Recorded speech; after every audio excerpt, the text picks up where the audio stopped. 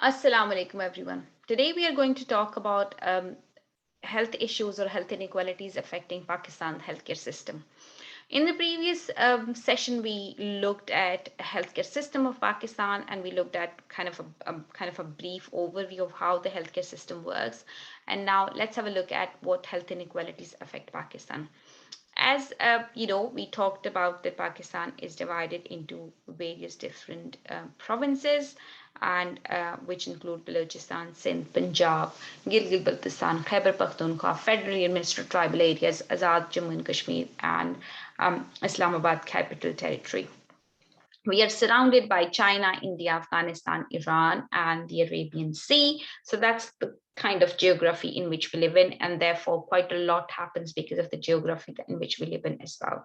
We've got a population of 216.6 million, an annual growth rate of 2%, and GDP growth rate of 1%, which has gone down during the COVID pandemic, and hopefully will probably get better as we move out of the pandemic.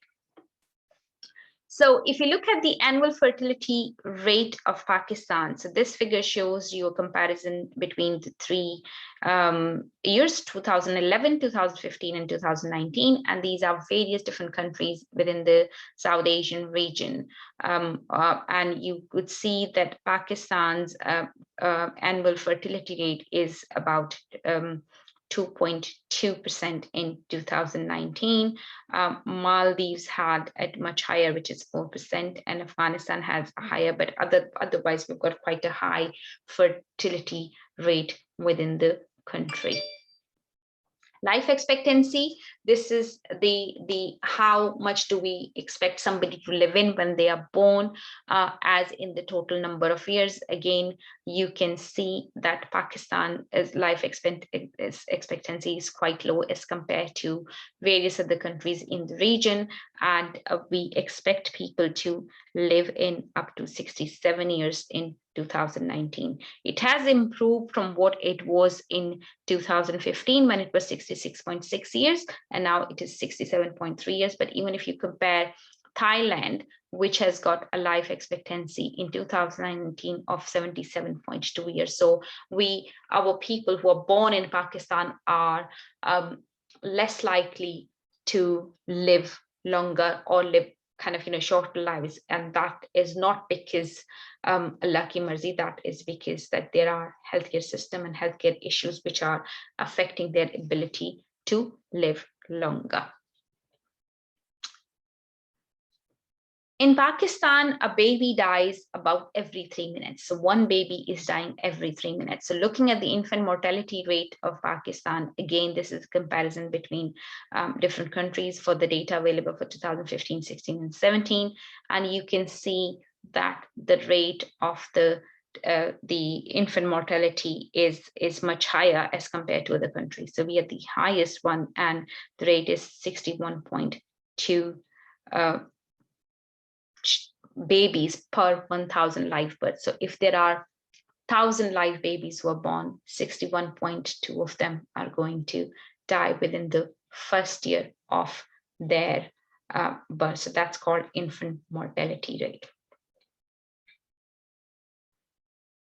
Why? There are various reasons for it. Babies are born prematurely because there is the history of too many pregnancies, less gap between pregnancies. So therefore, the baby gets born much earlier on. They get contracted pneumonia, birth asphyxia at the time of birth, diarrhea, neonatal sepsis, injuries, congenital anomalies, measles, etc. These are some of the reasons for why the infant mortality rate is too high in our country. By 2030, Pakistan might be among top 5 countries with highest number of deaths among children under 5. So we could be at that stage if we don't do anything now. So the under 5 mortality rate again is much higher in our country as compared to other countries. And you can see very clearly from this figure that for every 1,000 children, 74 of them die during the first 5 years of their life. And again, the number is decreasing. You can see between 2015, 16, and 17, the number is going down, but still we have got quite far way to go and manage that. Why? Because 64% of our under 5-year-old children are who have pneumonia taken to healthcare providers. Another fact is that percentage of children under 5 years old with diarrhea receiving oral rehydration salts is only 38%. So only 38% of the children get rehydration salt when they get diarrhea. Number of children under 5 who are sleeping under insecticide treated nets is 0%. So insecticide treated nets are not, so that's one of the things. Only 1% of household own at least one insecticide treated net. So which means that malaria or other fevers or other things are quite common. 75% of the infants who receive 3 doses of DTP vaccines. So still we have got about 25% who are not vaccinated with DTP, which is diphtheria, tetanus, and polio vaccine. And 45% of the children, only 45% of the children who receive the second dose of measles containing vaccines. Looking at the maternal mortality rate, again, it's a key indicator of health inequity or health inequality. Again, you can see from this figure that Pakistan is a bit less than Nepal, but still we have got quite high maternal mortality rate where for every 100,000 births which takes place, in 2015, 178 mothers would die.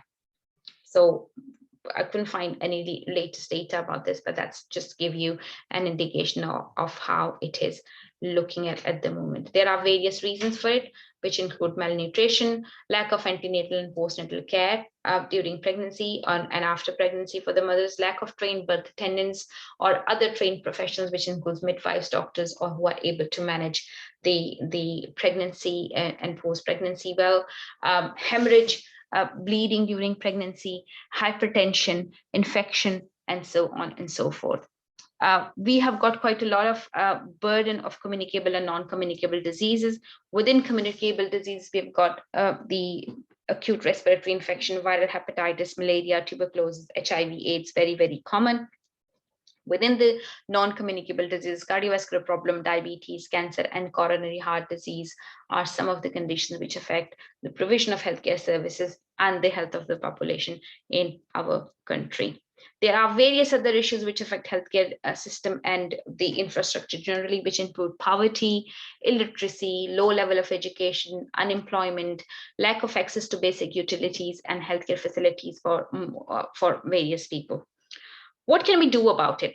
I think what we need to do is that we need to, if we want to achieve health equity and if we want to make sure that people living in rural and urban areas have similar kind of facilities, if we want to make sure that people who are poor or who are rich, regardless of their social circumstances, are getting better healthcare services, we need to improve daily living conditions, which refers to the circumstances in which people are born, grow, live, work, and age. So all those things. We need to tackle the inequitable distribution of power, money, and resources, the structural drivers which of the conditions of daily life, which kind of have an impact. So we need to improve that, and we need to raise public awareness about the social determinants of health. That it's not only the health conditions are just not health conditions; they are developed because of the surroundings in which we live in which we work, and how we live our life. So these include measuring the problem, evaluating the action, expand the knowledge base, and develop workforce that is trained in the social determinants of health. So it's not only about recognizing those issues, but making sure that our healthcare workforce is also aware of that and is able to use that knowledge to help people ensure or to help people develop healthy habits and improve their living conditions. To improve a healthcare system, we need to recognize that healthcare is part of the problem. So how we provide services is part of the problem. So it's not always outside, it's some of the stuff that we do as well. And we need to make sure that we are improving that.